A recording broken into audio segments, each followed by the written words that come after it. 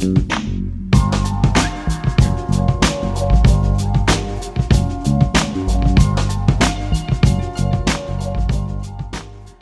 and welcome to Behind the Spires. I'm Ed, and this is... Hi guys, I'm Molly, and we are your friendly neighborhood city employees. Yes, come join us Behind the Spires, where we bring the business of Frederick forward, highlighting updates on Frederick's projects, policies, and events. Each week, we bring a special guest with us behind the spires to introduce you to the people who shape life here in the city. And today's guest actually works for the county. When a stray turns up on the street or a pet needs a new home, it's Frederick County Animal Control that handles it for everyone in the city. Right, and so today, we're joined by Willie Walton, Deputy Director of the Frederick County Division of Animal Control. Animal Control does a whole lot more than most people realize, and they're right in the middle of a major shelter renovation. So there's a lot to dig into. From adoptions to the pet food bank and what to do when you find a stray, Willie's going to walk us through all of it. Whether you've got a pet or just thinking about getting one, or like me, if you slow down to say hi to every single dog you pass, this episode is for you. Yes. So if you're not watching us on video, you can catch our lovely mugs on YouTube, City of Frederick, Maryland. Of course, you can also listen to us on Spotify, Apple, Amazon, and all the other podcasting services. Before we get into our interview, though, I have some news. We have some news. What is it? Oh, my goodness. We may have just brought some more hardware home. I love when you surprise me with these things because I never know they're coming. This is a video for the podcast. So we got gold, and we're just going to stick that next to our other hardware. Hey, guys, we got some more awards. That's pretty cool. Yes. Thanks, Ed. And now, our interview with Willie right after this commercial break. Yeah. Oh, my goodness. Frederick is making it easier than ever to get help from your local government, anytime, anywhere. Meet Fred, our new virtual assistant. Fred is available 24/7 to answer your questions, help you report issues, and connect with your city services. It's fast, easy, and Fred is available in over 70 languages. Just visit www.cityoffrederickmd.gov and click on Fred in the corner of your screen. Prefer texting? Just send a message to 833-313-3733 and Fred will respond right away. Whether you need to find trash pickup schedules, report a pothole, or learn about city programs, Fred is ready to help, even after hours. Give Fred a try today at cityoffrederickmd.gov.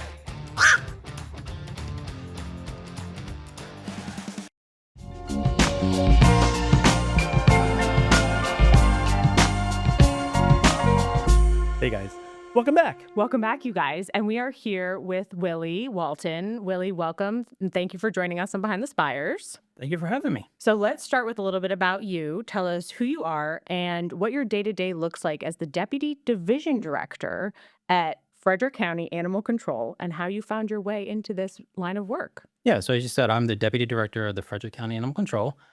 I started in the animal field back in '02, making myself feel old now.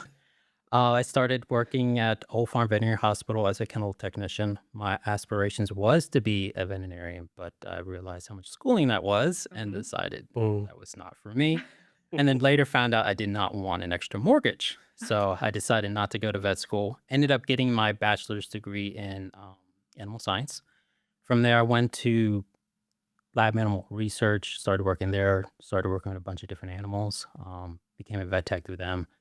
Did that for about 4 or 5 years, and then moved overseas with my wife for about 4 years.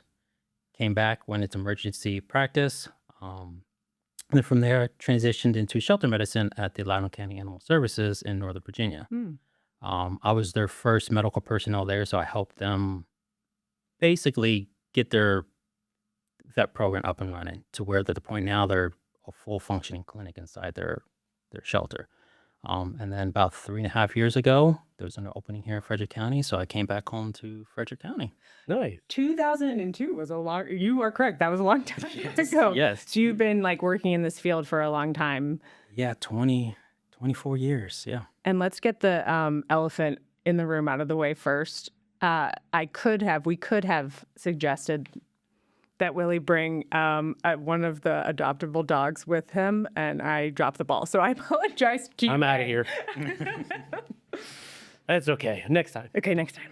Yes, anytime we happy to bring. We have plenty of dogs that we can bring, even kittens. It is kitten season, so we can bring little kittens to play. Oh. So, I didn't realize there was a season. yes, there is actually. We call it a season. Usually in your summer, warmer months, we start seeing a lot of kittens starting to be born, so we call it kitten season. It slows down in the fall, where we're not as busy, and then it ramps back up. So Oh my gosh. Is there rabbit season? we don't have a lot of baby rabbits coming, but I would imagine probably around the same time, the warmer months, if we had an abundance, that'd probably be the time that we have a lot of rabbits coming in. Big Looney Tunes guy over here. Can you give us a big picture mission statement for the department? Like everything that Frederick County Animal Control is actually responsible for. Yeah. So our overall mission is to prevent animal cruelty, neglect, through enforcing the ordinance, both state, local, and some city ordinances. We're also a shelter for the homeless and unwanted pets of Frederick County. We are the only shelter in Frederick County. We're the only government-run shelter also in Frederick County. So there's a lot of square footage that we have to cover. We only have 8 animal control officers for the whole county. Looking at the stats from last year, I would say each officer probably did 1,000 calls. So that's 8,000 calls for service that we had for animal control. So it's a big ordeal for our staff. It's the whole county. We do work alongside with the local PD, sheriff's office, in some instances where we do work alongside with them, but we handle most of the animal related stuff. That is a ton of calls. So Absolutely. you mentioned the shelter. So one of the biggest things happening right now is that you broke ground, I believe, last year. Can you tell us about that project and what the new facility will offer and where things stand on reopening? Yes, it is a big project. We're all excited about this new project. So the little fun fact, our original shelter was built back in the 70s. Okay. It had a renovation around in the 90s, but since then, not much has been done to the shelter. Right now, we're going to be adding 8,000 square feet to the existing footprint, so we're going to be over 20,000 square feet. With that comes a lot of new things that we're so excited for. Our dog wing, our Doppler dogs, has been finished, and with that, those dogs now have indoor-outdoor runs, which we have found the dogs love it. Oh. They seem a lot less stressed because they get to go in and outside. They get the natural sunshine. With our cats, we noticed that they're a little bit less stressed because they're no longer right next to the dogs. Okay. With a cat wing, which that's in phase 2, we're wrapping that up here in the next couple months. With that, our cats don't have all natural light. The cat cages are actually going to back to windows so they can look outside during the day. We're going to have 3 cat community rooms. So they're larger rooms where we can put a lot more cats together. Probably be turned into a kitten room where we have a bunch of kittens just running around. Another thing that's happening is our surgical wing is actually going to get a little bit bigger. So we're going to be able to have 2 tables so we can do more surgeries. And this just opens the door to a lot of different things. Everything is spread out. It's a little bit better flow. Again, it's all for the animals to make things better. Now the cats aren't right next to the dogs. They don't hear them. So they're less stressed being in the shelter. And with that natural light, that's what we're all looking forward to, is that natural light. Because right now, if you come to the shelter, they don't get sunlight where they're at. So that's something that we're all looking forward, anticipating this build. It's been difficult because it's happening as we're in the building. Right. Okay. A lot of other shelters at Loudon, I was actually part of their construction when they built their new shelter. They were lucky they bought property elsewhere, so they did all their construction separate from us, from where we were. So this one's a little bit difficult because we're living through it. I love how if the dogs are less stressed, then it's just the cats are also less stressed. Yes. Well, you're saying that you're doing all this construction while you still are occupying the building. Like, how are you keeping the day-to-day running? Like, I know adoptions are probably still happening. Yes, we are still open to the public. Adoptions are still happening. Intakes are still happening. It's a lot of rolling with the punches. Okay.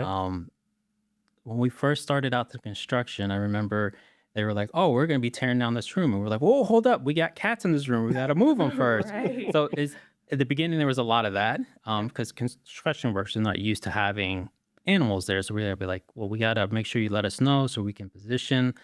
And also during this time, we took in a big, large reptile seizure. So we had over 50 reptiles that we took in. So then we were doing a lot of shuffling and moving animals around. So that's the big thing with the construction project going on. We're doing a lot of shuffling.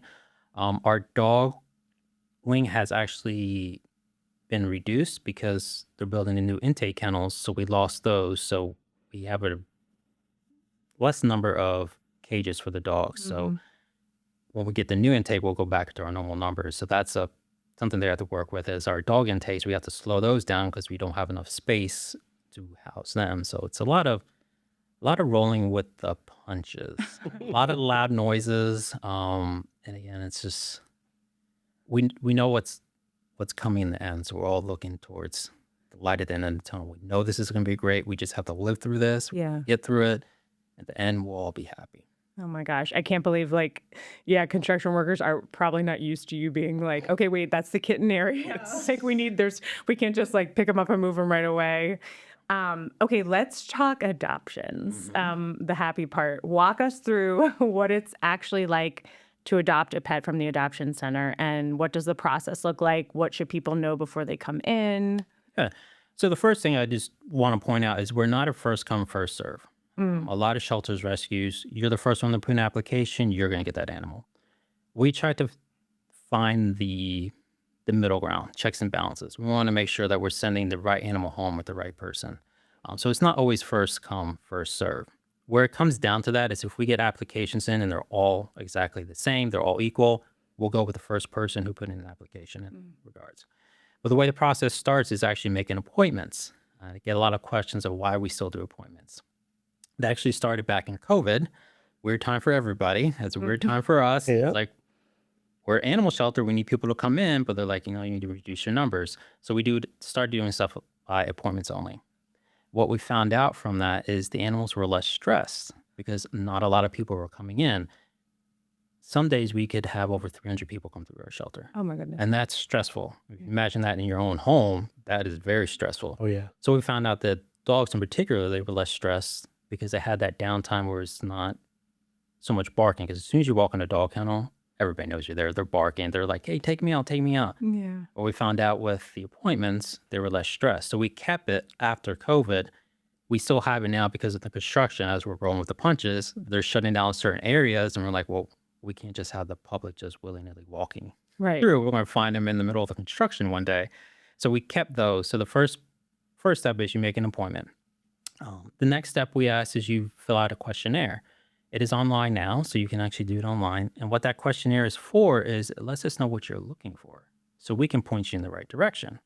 So we make sure that if you want a dog that you can go hiking with, we show you dogs that have that energy. We're not showing you Gunner and Tinky, who are two old dogs who probably can go out for 5 minutes and come right back inside. We'll show you somebody like Bandit, who's a little bit younger, who is probably going to want to go on those hikes and stuff like that. And we want to make sure that your time with us is spent looking at animals that fit your lifestyle. After that, after you make the appointment, meet the animal, is filling out the application. And that's also can be done online. There's QR codes in our shelter. We also have a link on our website that you can actually fill the application actually before coming. You can do that too. And then the process goes is where we look at the application. And really all that is we're making sure, one, all animals in the house are up to date on rabies.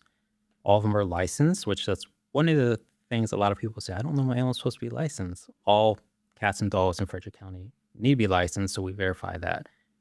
We just reduced the prices, so it's not that much. It's like $5 for an animal that's spayed or neutered. So it's not that much. We also have a lifetime license, which do it once, $25. You don't have to pay us anymore. So we just make sure that those are up to date. And we also make sure that you have no, say, violations or there are no run-ins with animal control, whether it's through us or through another county. If you live in another county, we just make sure that you're not on do not adopt list, or you've had a court case which says you're not supposed to be owning animals, because that is not shared across county lines, so we don't know that. So we do have to check into that. And after that, everything matches up. If there's a dog in the home, we ask that their dog meat's been done. And that's really to see how the two dogs will interact with each other. Sometimes it's more about the dog that's in the home than more about our dogs, is because you may want a dog, but Fluffy may not want a dog. Right. So we want to make sure that everybody is happy with this. It kind of gives the dog a say whether or not they want a new animal in the home. Yeah. So it's about, doing a dog meet, seeing how everybody reacts. Everything goes well, you're chosen, and then we send the animal home with you. It can be a lengthy process at times, but it's all done so that we make sure we match everybody up. What I try to tell people is it's like applying for a job. Mm-hmm. You give us the application, we only have this piece of paper to try to match you up to see if you're the right one. If you're not chosen, we're not saying you're a bad adopter. It just may be that somebody else may just have beaten you out just a little bit. Mm-hmm.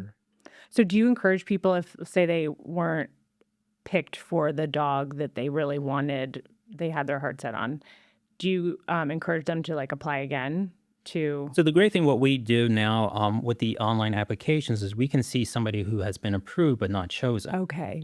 So if there's another dog that you would like, you can let us know. And the process will be cut a little bit shorter because we don't have to go through the whole processing. We know that your application was good. The process moves a lot faster. Now, if you do have a dog in the home, we still require that dog meat to be done. As long as everything goes fine with that, it moves a lot faster. So we're working on a way to be more what we call adoption friendly. So we're trying to remove a lot of those barriers that kind of were set up and try to make it so that you guys do want to come and adopt from us. We do understand that some of the dogs we have may not be what you're looking for, but still we want we want to be your first choice when it comes to adopting. Yeah, that makes sense. It does. I keep thinking about the construction guys there, and I'm just imagining that they don't take lunch breaks. They take like kitten breaks. And just have a bunch of big burly guys going, oh, there's a nice kitty. That would be like a good ending. It's like a lot of the people working on the building ended up with like. Oh, right? Yes. I have said that you want, I will fill your car up with them for you. But yeah, we've had a couple of construction workers that have seen dogs and be like, oh, I want this. Like, we had like, it was a Ernie Doodle. And he was like, oh, I want them. I was like, okay. Fill out his application. Right? Now, it's not just dogs and cats, though, right? Like, what other kind of animals come through your doors, and what's already taken care of, like spaying, neutering, and microchipping before a pet goes home? Yeah. So it's funny because my daughter asks me this question every day. Daddy, what animals do you get? I tell her anything that can be a pet, we can get. So we're what's called an open access shelter. So it doesn't matter the breed, it doesn't matter the behavior, it doesn't matter the health status, we will take it in. So if it's been owned as a pet, we can take it in. There are some caveats with that. Now, like horses and stuff like that, obviously we can't bring them to our facility. We have outside partners that will help with that. But anything that could be a pet, essentially, we can bring in. I just mentioned we had a large seizure of reptiles. I think I saw that in the news. Yep. Yeah. We had over 50 that we took in. So we could take in those. We can take in tarantulas, which if that one comes in, I'm probably be on the outside of the door, be like, you guys can handle that one. But yeah, anything that can be a pet, we can take in. And what's the great thing about adopting from a animal shelter or even some rescues is dogs and cats, everything is spayed and neutered, and rabbits are spayed and neutered before they leave our shelter. Dogs and cats, they are microchipped, they're rabies vaccinated, all their vaccines are up to date. So essentially, all the vetting is done before you take the animal home. And if you look at some of the prices, if you were to get a new puppy doing all this stuff, you're looking at a couple $100s. And that's taken care of for you before that animal even walks out the door. Yeah. So, yeah, everything is up to date. Dogs, cats, reptiles, tarantulas, anything that comes through the door. How often would you say like an exotic pet like that comes through the doors? Or what is one that is probably the most out there that you've seen? I probably wouldn't say anything that I've seen. I've heard stories of people actually getting monkeys. And in places where you're permitted to have it. I've heard of places getting stuff like monkeys. For us, probably the weirdest things that we get are probably the snakes and reptiles. Just today before I got here, we just took in over 20 rats. Oh. So it's yeah. Any given day, it can just fluctuate of what we get in. We get all this, the common what we call pocket pets. Mhm. The hamsters, the guinea pigs, the rabbits, kind of stuff like that. But Right. every now and then, you get these rats, 21 rats that we're expecting rats, but we weren't expecting that many. So it's like, oh, okay. At well, once. There we go. I like how you said exotic for tarantula. Is not the word I would probably use.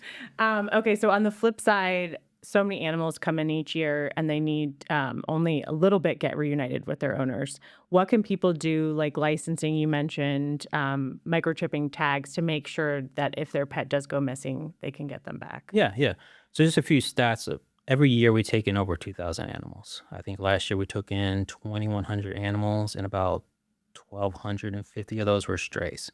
We were only able to reunite 291 of those animals. So that's something that we are continually trying to work on. Mm-hmm. And the best ways to get pets reunited with owners is first is microchips. That is a permanent form of identification that can never get lost. It never expires, and it links you to that animal. The other thing, collars, tags, they're all great to have on. Those tend to fall off, they wear off. So microchips is usually the way we recommend having in there. Make sure all that information on your microchip is up to date so we can get the animal back home. And the other thing that people don't think about is actually spaying and neutering your pets keeps them from actually roaming. So they're not going out to look for their boyfriends and girlfriends. They stay where they're supposed to be. So spaying and neutering, microchipping, as soon as you notice your animal is missing, is actually giving us a call, putting in a loss report, because we check those. Every single stray animal that comes in, we check the loss reports to see if anybody's missing their animal. Sending pictures is also beneficial for us, because if you say, I lost my black and white cat, I get a lot of black and white cats in. But if I can look at a picture, I can say, oh, this one looks like this one, we can give you a call. You can also come to our shelter during normal business hours, Monday through Saturday. Come look at the pets to see if your pet is missing, because you're going to know what your pet looks like better than what I am. You can come in and see if your pet is missing. We post them on our webpage, also on Facebook. I think it's Lost Pets of Frederick. They also post for us too of sure animals have come in. So we try to get the word out there as best as we can that your animal is here, is with us. We also get found reports too, where some people find animals, but they want to keep them with them while they try to find the owner. So again, we can look at found reports and say, hey, Joe Smo down the street has this dog that sounds like it's yours. Here's his information. We can get people connected again. Oh, that's good. Good, Yeah, there's. I'm part of the Lost Pets of Lake Linganore, and I see posts shared from you guys to that group, like if there's any dogs. So it sounds like that is like when I rescued my pets, they microchipped them. They were already spayed. So it's like you're doing a service by rescuing the dog and getting it from a rescue because it's already put these protections in place. Yes. Absolutely. Now, your officers also handle the tougher side of the work, like cruelty and neglect, investigations, animal bites, dangerous animal calls. Can you talk about that part of the job and what someone should do if they suspect an animal is being like mistreated? Yeah. So at the animal shelter, we see sometimes the worst in humanity when animals come through, the neglect, the abuse, and that's what our officers mainly deal with is that side of it. Now, if somebody ever suspects neglect, abuse of an animal, we want you to contact us. See something, say something. The best way to contact us is the main animal control officer line, which is 301-600-1544. That gets you right to an officer. If you don't get an officer, there is the after hours and emergency line, which is 301-600-1603. That takes you to the dispatch, Frederick Dispatch, and they can dispatch a officer if needed. So if you see something, we want you to call those numbers and report it. What I suggest to people is be cautious of getting too involved. So if you do see somebody actually abusing an animal, hitting an animal, just be careful getting involved with that, because we don't want that then to turn on to them. If need be, you can always call the police. They can come out and they will dispatch us when needed. So the first thing is say something, see something, say something. And again, like I said, we don't want anybody to get into we don't like it to turn into a person thing. So be mindful of interjecting yourself kind of into that situation. Right. Don't do what I would do. Oh man. So now that we just had a very side question, a lighter question, you guys run a pet food bank. Can you tell us about that and other ways you try to help people keep their pets instead of having to give them up? I know during the latest government shutdown, when we put resources up, we linked a lot to you guys because unfortunately, when families are struggling, that might be the first thing. Yeah, yeah. So a lot of the animal shelter now is moving more towards pet retention. How can we keep that pet in a home? Right. An animal that has been well adjusted to a home setting, we don't want to bring them to the shelter. It is very stressful for the shelter. I've had people call me and say, my dog is fine, but it doesn't like strangers. I'm like, well, it's coming to a place full of strangers. I don't know what I'm going to be able to do. But if we can get that animal to stay in a home, it's much better. So things like the pet pantry that we have is all about trying to keep pets in the home. If you can't buy a bag of food for your dog or cat, we'll give you a bag of dog food, cat food, whatever you need to keep that pet in the home. Some other things that we do is we also work with Focus. Focus is the Frederick Friends of our County Animal Shelter. It's really hard. It's a tongue twister to say sometimes, but they're at focus.org. We work with them to try to help keep those pets in the home. So if somebody needs vet care or something like that, we'll reach out to them and say, hey, is there any way that you can help them out? They'll say yes or no if they're able to help them out. They'll help find placement for these animals that we're trying to keep out of our shelter. We also get resources to other rescues, other ways that they can rehome the animal themselves, gives them tips and tricks of behaviors and stuff like that. Again, it's all about trying to keep the animal in the home instead of come to us. We will accept them. We will accept them. We'll always say yes for them to come in, but we would much rather the animals stay out, find an alternate route. And shout out to Focus. Before we started, you were talking about they just did a pet fashion show at Warehouse Cinemas. My daughter told me too late. Oh, man. So they're a huge partner with you. They're a huge help for us. They do a lot of fundraising. Running an animal shelter is very expensive. Yeah. So they do help us out when we just can't meet that goal of, this animal needs this, but it's the price, because we do sometimes still pay what you would pay going to the vet. We do get sometimes shelter discounts and stuff like that, but a dental for us can still cost over $1,000.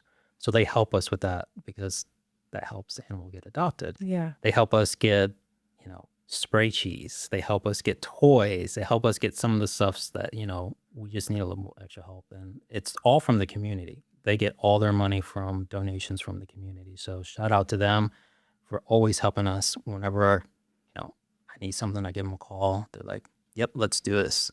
And they're great. I mean, the kidders on the catwalk, they did bingo. They may have some more events coming up later on in the year, but they're always great in just helping us out. That's awesome. Now, we are coming up on time a little bit here, so about another question or two.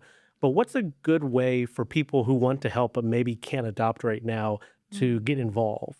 Yeah, so volunteering, we're always looking for volunteers, dog walkers, fosters. If you can't adopt or you don't want to adopt right now and you want to foster, we'll accept fosters. It's kitten season, so having kitten fosters that we can send kittens out from, you guys get to play with them, do everything you want, and then when they get to teenagers, you send them back to us and we will get them adopted out. So you can foster, you can volunteer, donations, food donations to Focus, and even, I know it may sound weird, but even adopting from other rescues helps us because it opens up a spot where maybe they can pull from us. So even if you don't adopt from us, you adopt from another rescue, it could end up helping us too. Can you just give I don't want to say elevator pitch, but elevator pitch of why someone should adopt and not shop? What really comes down to is you're helping an animal in need. none of these animals asked to be where they're at right now. And that's something I tell myself every single day. They did not ask to be here, so we need to do our best for them. But with that, you are getting, I don't want to say bang for your buck, but essentially, like I talked about, all the vetting and stuff that is done. And a lot of these animals at our shelter, they're great animals. They may have had a rough start at the beginning, but they could have a good ending. And that's where, the people come in, is to help give the animal a happy ending, even though they may have had a rough start. We do everything in our power to make sure all the animals that we're putting out there are good, will be good residents of Frederick County. So we do a lot of vetting. I know you don't always know what you're getting when you adopt a dog, but we do our best to do all that to make sure that what you're getting is what you're actually looking for. And it just helps. It just helps. It just helps the ones that don't have a choice in it. So. Well, I didn't expect to cry during this podcast, but that's the second time that I've teared up. I think that they didn't have a good start, but you can give them a good ending is so nice. Okay, so for folks who want to adopt, donate, report, you mentioned those numbers, or just learn more, where can they go? So our website is the frederickmd.org, or .gov, sorry, not org, .gov. I believe under departments, you can click on animal control and it'll bring you to our website. On there has everything that you'll need to know, how to volunteer, how to foster, how to make donations, our applications on there, our questionnaires on there. Everything is on there. We're also on Facebook. So definitely looking on Facebook. We put up content about different animals, about different events coming up. Focus, it's ffcoas.org. You can go on their website. They'll post when they're doing events and stuff like that. We're also on Instagram. We do Instagram posts and stuff like that. So. Okay, so really quick, I just want to say, there's someone I watch, I think he's in Manhattan, but he gets the adoptable dogs from the shelter, and he has these backpacks, and he brings them around for the day, and he films it. And I'm like, we need to do this for Frederick County. Oh. I'll volunteer. I'll get the backpack, and I'll bring them around. We'll be happy to have you. We'll find a dog that you can put in a backpack. Okay, great. And they have like big boys in there too, because different size of backpack. But I have to look this up. We have to do this. Willie, thank you so much for joining us today. You guys do such awesome work, and thank you on behalf of, because the city obviously doesn't. You are animal control for the whole county, so on behalf of everybody, thank you guys for everything you do. Absolutely. And I was thinking, if you guys had a bird wing at the shelter, you could get a bunch of pet ducks. And then it'd be duck season. He's been waiting to do that since the beginning of this episode.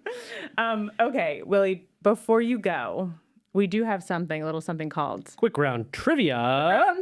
Okay, you already asked the first question. I did, but we'll answer it. So with Quick Round Trivia, just answer as quickly as you can. First thing comes off your mind. All right. Most unusual, unexpected animal that's ever come through the Frederick County Animal Control. Snakes. Okay. Cats or dogs, and you actually have to pick one. I'm a dog person. Okay. Yeah. Best piece of advice for a brand new pet owner in one sentence. Microchip. Oh, good one. One word. Yeah. He smoked it. Willie, thank you so much for joining us today. And we'd love to come out and meet some animals 100% and all that kind of stuff. Well, thank you for having me. It was a pleasure being here. Yes, anytime you guys want to come by, come on by. When we have the grand opening, we'll let you guys know. You can come out and see our new building when it's done, hopefully in a year. Yeah.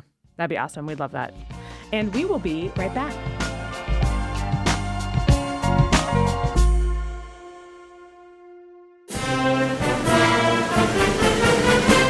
Celebrate America's 250th birthday at Celebrate Frederick's 4th, an Independence Day celebration on Saturday, July 4th in Baker Park. Kicking off the festivities is an opening ceremony at the Baker Park Bandshell at noon. Catch a live recording of the City of Frederick's very own official podcast, Behind the Spires, with hosts Ed and Molly. Continue the fun with 2 stages of music, 3 beer, wine, and spirit gardens, and countless activities for families throughout the park. And don't miss a special flyover from Frederick's own AOPA. commemorative anniversary giveaways, strolling entertainment, and the announcement of the winner of our national anthem singing competition just before a breathtaking fireworks display. For more details, visit celebratefrederick.com.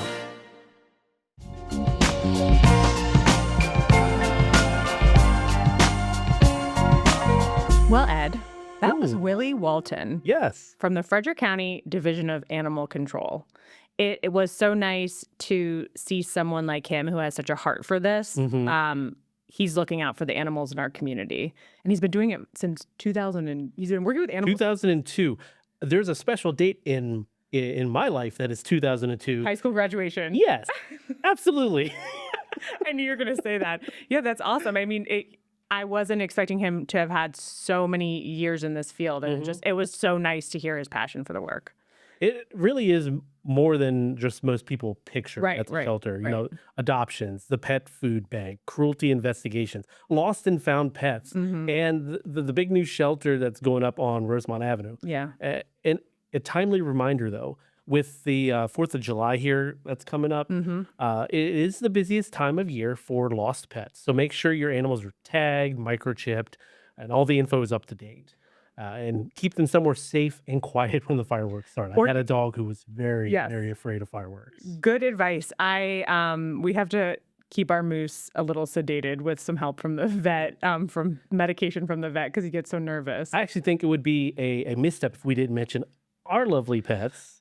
So you have Moose. I have Moose. He is a rescue. And I have Beanie, who's also a rescue. Moose just turned, oh my goodness, 5 this year. And Beanie just turned 11. She is my soul dog. I have Cora. She's a Chihuahua, turned 8 last week. So big fun little pup. Yeah. And then we have Tessa, who's a mix. I believe she was a rescue. I don't remember. Maybe my wife will correct me on that later. But very energetic. But we also have a rabbit, Reese, because he's brown like a Reese's cup. And he's pretty cute. And he's pretty cute. 2 turtles, river cooters. And we have a bearded dragon. So Ed has his very own little animal control going on over there. And if you guys are thinking about getting a new family member, furry, scaled, or floppy-eared, then Frederick County Animal Control and Pet Adoption Center is at 1832 Rosemont Avenue. And like Willie said, you can go on their website and find all of the adoptable animals, the application links, donation links, volunteer links. So go check out the website. And if you want a non-firework event coming up here on the 4th, we have an exciting night happening July 8th, right on the steps of City Hall. At 6 p.m. Eastern Standard Time, communities from all over the nation will be gathering to read the full Declaration of Independence. We'll have representatives across the city and county in an event that will be inspiring and family-friendly. Yes, come check us out. You can... Weather permitting, everyone is going to gather on the steps/lawn of City Hall. It is free. It is family friendly. And a reminder that city council meetings and work sessions are also free and friendly and open to the public. You can attend in person or watch online. Head to the city's public meetings page for agendas, videos, and meeting materials. Right. And if you don't have time for a full meeting, Behind the Spires now has short news update format, quick briefings on what's happening around the city, new projects, major decisions, and upcoming events. You can also check out the City Minute updates on YouTube and social channels. There's tons of ways to stay connected. Yes, and of course, we want to hear from you.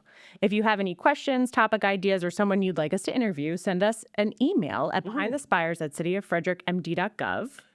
Behind the Spires at cityoffrederickmd.gov. That's Behind the Spires at cityoffrederickmd.gov. And if you enjoy the show, remember to like and subscribe on Spotify, Apple, Amazon, or YouTube. Yes, and before we dip on back Behind the Spires, we ask a small favor. Tell your friends about your time here with the podcast. And if you get a chance, leave us a quick 5-star review. You can do that right in your podcast app, and it helps more people discover the show. Thank you for spending some time with us today. Yes, and remember that kindness costs us nothing, and it means everything. So we'll see you next time here on Behind the Spires. Bye. Bye.